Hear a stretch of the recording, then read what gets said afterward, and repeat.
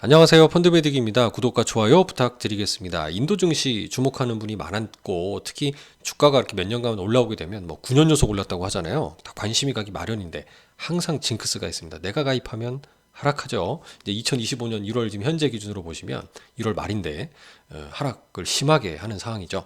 이게 바로 투자의 기회가 될까요? 점검해봤습니다. 결론적으로는 저는 들어갈 거예요. 자, 타이거 인도 니프티 50 ETF가 있고요. 저는 가지고 있는 펀드로 우리 프랭클린 인디아라고 하는 언해지형 펀드가 있습니다. 자, 이제 구독자님께서 인도 ETF 영상 제가 찍은 걸 보시고 제가 이 당시에도 좀 밸류에이션이 찜찜해서 적립식으로 가져가 보자. 물타기 하자는 얘기였잖아요. 가져가 볼 이유를 보시고 나서 이런 질문을 주셨어요. 요즘 인도 펀드 너무 빠지고 있네요. 전망이 어떨지 다시 한번 다뤄주실 수 있을까요? 예, 굉장히 좋은 질문 감사합니다.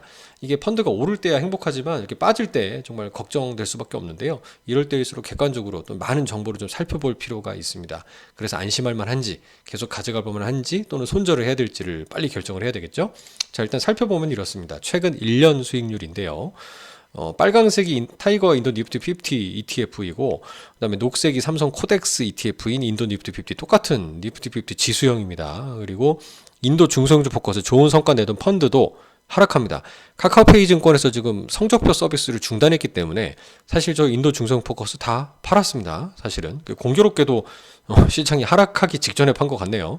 어쨌든 이렇게 하락하고 있고 보라색은 제가 이제 팔지 않고 가지고 있는 이제 우리 프랭클린 인디아라고 하는 언해지형 펀드의 성과입니다. 그러니까 펀드도 지수 대비 잘하고는 있죠. 하지만 1월 들어서 성과가 이제 12월부터 해서 큰 폭으로 한 10% 가까이 조정이 나오는 안타까운 상황이 펼쳐지고 있습니다. 이럴 때 좀 불안할 때는 전문가들의 말을 많이 들어볼 필요가 있는데요. 하나증권이라는 데에서 지난 1월 15일 날 이제 미국의 러시아 제재가 인도에 미칠 영향이라는 리포트를 쓴 게 있어서 발췌를 좀 해봤습니다. 일단 미국의 러시아 제재가 왜 인도에 나비 효과를 불러왔을까라는 부분인데요. 기사를 찾아보니까 이렇습니다. 미국의 러시아 제재로 인해서 국제유가가 4월 내 최고였고 브렌트유가 81달러 도파하는 국제유가가 상승했다는 얘기죠.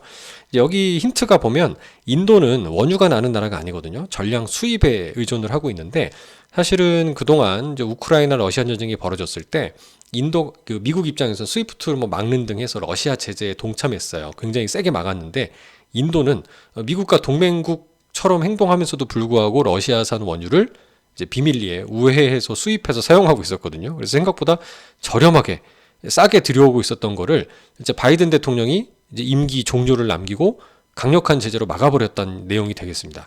퇴임을 앞두고요. 우크라이나 돕기 위해서 빨리 끝내려는 도널드 트럼프 대통령 당선인이 취임하기 전에 전면 제재를 발표한 것으로 보인다는 것이고요.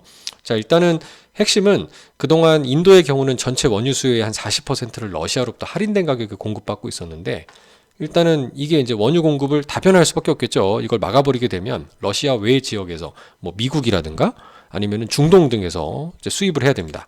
이제 그럼 어떻게 될까요? 네. 달러로 결제해야 될 거 아니에요. 이제 석유를 사왔을 때는 그동안에는 이제 그 러시아산 루블화로 결제를 하고 있었는데 그렇게 되면 달러가 많이 빠져나가게 되는 거죠. 달러가 빨리 나가는 환율이 문제가 생길 겁니다. 환율이 상승하게 될 거예요. 우리나라처럼 뭐 1,500원 가듯이. 그렇게 되면 루피아 환율이 달러 대비 상승한다는 얘기는 핵심은 인플레이션이 심화될 수 있습니다. 물가가 상승한다는 얘기죠. 물가가 상승하면 기름이나 생필품을 더 비싼 가격에 사와야 되기 때문에 이제 국내 경기가 안 좋아질 겁니다. 이런 거는 이제 투자자들이 우려하는 뉴스가 될 거예요. 그래서 투자자들이 많이 발을 뺀 거 아니냐. 뿐만 아니라 많이 그동안 주가가 올랐었기 때문에 차익 실현성도 있었을 거다. 그러면 핵심은 뭐냐면 인도의 물가를 봐야 되는데요. 인플레이션 수치는 다행히도 꺾이고 있는 모습입니다. 지난 12월 기준으로. 그리고 인도 정부에서 관리하는 상한치가요. 6%래요. 물론 4%를 목표로 하고 있는데 이제 관리의 상한선이 6이라 6이 넘어가면 워닝인데 다행히도 꺾여서 내려온 부분은 그래도 조금 숨 돌릴 만한 그런 상황이 아닐까라는 생각을 해보고 있고요. 일단 월간 수익률 특히 인도 펀드에 투자했을 때 아까 니프티 50 기준으로 제가 살펴봤거든요. 최근 10년간을 살펴봤어요. 그랬더니 마이너스 5%. 최근 10년간에 월간 마이너스 5% 이상으로 하락한 적은 10년 동안 10번에 불과했습니다. 물론 주가가 9년 연속 상승을 했으니까 최근 10년간에는 되게 강세장이었을 수는 있겠지만 어쨌든 통계적으로 봤을 때는 이런 10번에 불과했던 큰 폭의 하락이 발생했다는 것은 매수의 기회가 아닌가라는 생각이죠. 다만 찜찜한 거는 여기 보시는 것처럼 버핏 지수 같은 거 들어보셨죠? 그 나라의 GDP 대비 주식의 시가총액이 그 이상을 넘어갔을 때는 좀 버블이다라고 얘기를 하고 있는데 인도가 사실 지금 100을 넘어 있는 상황이긴 합니다. 113 보수적으로 봐도 101 정도가 되니까 사실 비싼 국면이긴 해요.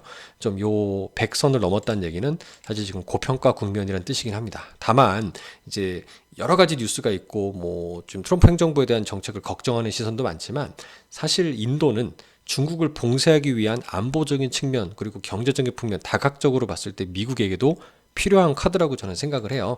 대표적인 게 트럼프 일기 때의 요 사진입니다. 2019년도의 사진이었고 이렇게 두 손을 번쩍 들고 우호적인 관계를 가진다는 얘기는 트럼프가 아무리 이제 세게 나가도 인도를 무시하지 못할 것이다라는 저는 생각을 하고 있고 다만 금융시장 환경으로 봤을 때는 충분히 차익 실현이라든가 흔들릴 수 있는 여지는 언제든 나올 수 있지만 궁극적으로는 사실 트럼프 행정부의 기조는 미국 금리의 인하 및 달러의 약세를 선호하고 있습니다. 그러면 이제 인도 같은 신흥국 통화의 강세가 될 거고요. 이제 우리가 걱정하는 그런 부분들은 좀 많이 감소화되면서 좀 다시 좋아지지 않을까라는 생각입니다. 그래서 인도는 여전히 이제 좋게 보는 전문가들이 많다는 점 좀 참고해 주시면 좋겠습니다. 감사합니다.